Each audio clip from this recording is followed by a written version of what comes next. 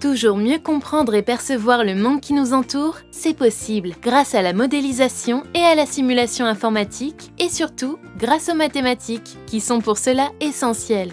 La simulation numérique est la reproduction d'un phénomène réel par un ordinateur.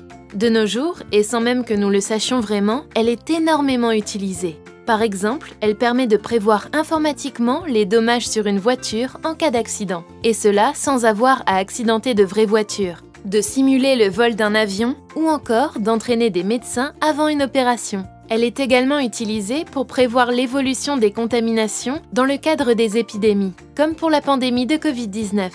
Au sein d'INRIA, de nombreux scientifiques modélisent et simulent informatiquement un grand nombre de phénomènes physiques. C'est le cas de l'équipe Médisim du centre INRIA-Saclay Île-de-France qui travaille notamment à simuler le fonctionnement du cœur humain et ce, afin d'aider les médecins à mieux le comprendre. Dans cette vidéo, vous découvrirez les 4 grandes étapes de la simulation numérique. En premier lieu, il faut observer un phénomène pour en comprendre toutes les propriétés.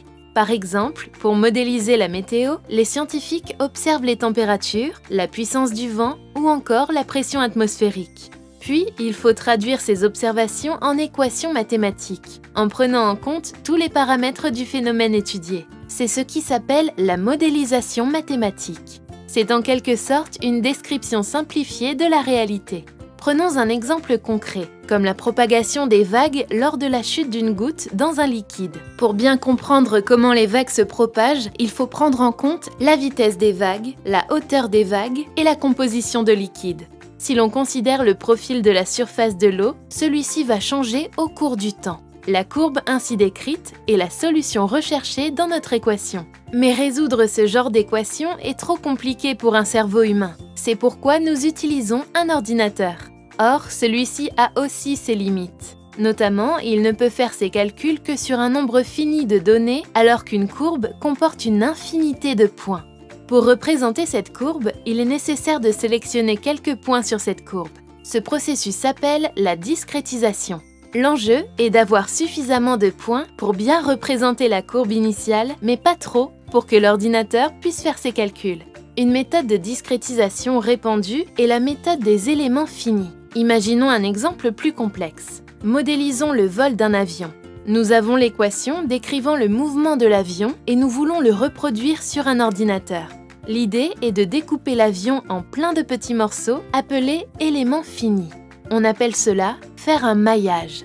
C'est un peu comme construire ce même avion en petites briques. Sur chacune des briques, il est possible de simplifier l'équation et ainsi permettre à l'ordinateur de la résoudre plus facilement. Finalement, l'assemblage des résultats de chaque brique permettra d'obtenir le résultat final pour l'ensemble du phénomène observé, le vol de l'avion dans notre exemple. Observation de la réalité, modélisation mathématique, résolution numérique, simulation informatique. Une fois ce travail rigoureux effectué, il est indispensable de vérifier que le résultat est bien cohérent avec la réalité. Cela se fait par comparaison. Si la simulation correspond au résultat d'une expérience témoin, on considère que la modélisation est bonne.